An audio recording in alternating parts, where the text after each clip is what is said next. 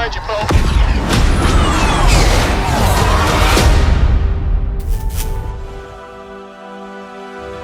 We're back at it again with another Battlefront update.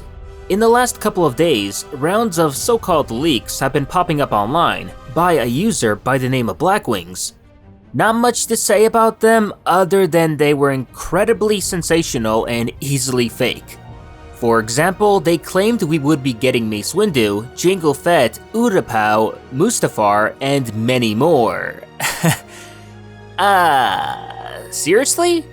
I like to think of myself as a pretty level-headed person when it comes to leaks. But these were so obviously pure BS, I don't know where to start. You don't have to be an expert on the subject to know that none of this was true. Maybe in an alternative reality where DICE released a Battlefront 2 already fully loaded of prequel content, then yeah, sure. But the Battlefront 2 that we know with the small DICE team working on it that we've got now, no way, Jose.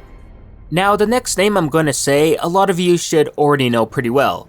Some_info.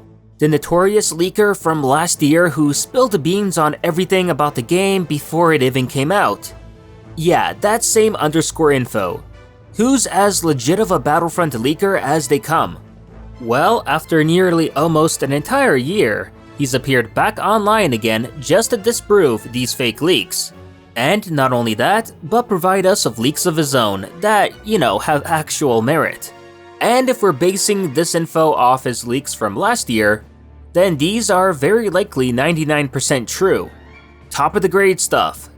Some_info first off stated that Blackwings is nothing but a fake, and that legit leakers are very rare due to how protective DICE are, and that there are no talks about bringing Mace Windu, Jango Fett, or Utapau to the game. He then started listing everything he knows about the upcoming content, which I'll read here. So, new vehicles, skins, and weapons are coming, along with potentially new star cards as well. These new vehicles, other than the ones we already know of, include the Hailfire Droid Tank, the homing Spider Droid, a flying vehicle similar to the LAAT, and a stationary vehicle on Geonosis that he can't exactly remember what it was.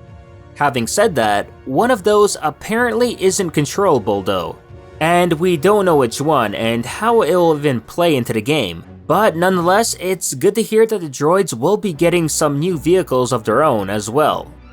Next, Some_info also shed some light on the new large-scale mode that will feature on Geonosis. He says that Geonosis will be different from what we currently have in terms of design, which I can only assume he means that it'll be more open, so no choke points. I'm looking at you, Jakku. And it'll be a larger map in general. The mode is also said to be similar to that of Battlefront 2015's Supremacy, where you try to gain capture of scattered control points on the map, as well as featuring an overview spawn screen like in the Battlefield games. In addition, the mode will include 40 players only, and retain the fundamentals of Galactic Assault, featuring 3 phases as well. It's currently being speculated that in these phases, command posts can be captured freely within the area like in the original Battlefronts. But when all the control posts are captured in a certain area or phase, it moves on to the next one like in Supremacy. And when the phase at the end of the map is captured by the other team, they win. Now we're gonna talk about the new heroes, and get this. Ahsoka and Asajj Ventress, which I previously reported on based on a tweet made by Dennis Brandval earlier this year, and they are apparently still in talks to be made. So looking not too shabby to see that these heroes still have a good chance of making it into the game. And if that's the case, then we can say that Dennis himself kind of leaked this news already, only to afterwards deny it in an attempt to save face.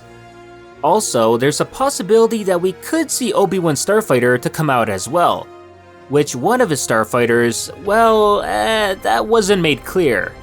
But nonetheless, still good news for Kenobi fans, you're getting one of his starfighters. And regarding Grievous, he's apparently looking, and I quote, imposing as hell, and has different abilities than those that were data-mined several months ago.